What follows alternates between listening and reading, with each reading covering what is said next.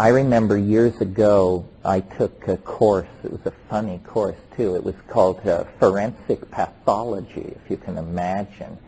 And it was taught by, if you can imagine, Sasha Shulgin.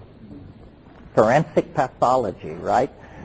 So one of the things he did in this class is he brought in a little vial of some substance.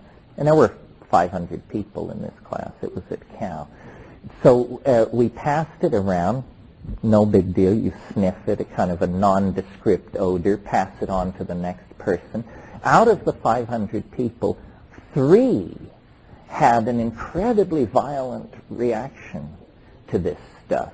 And then Sasha explained there is a known gene for reacting to this thing. People who have this gene are 50,000 times more sensitive to this substance than people without it.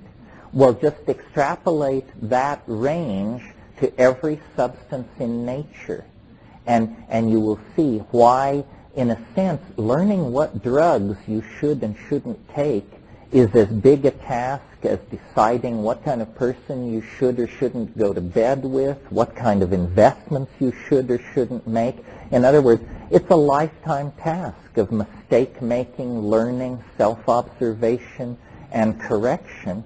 And what's sauce for the goose may not be sauce for the gander.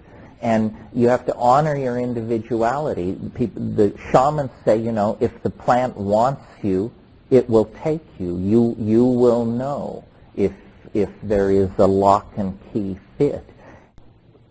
There is a great deal to be learned from emulating plants, especially in the culture of crisis that we're in.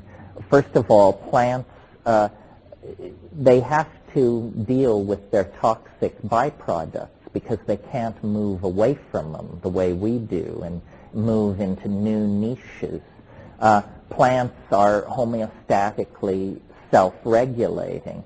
Plants are small solar factories, essentially. Plants do all their work at temperatures below 115 degrees.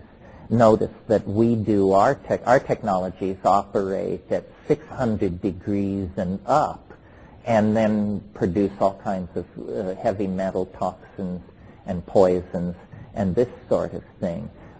Also, in a sense, the Tao-like passivity of plants, the way in which they accept their circumstances. Essentially, an animal is an organism that can move away from the circumstances of its own being.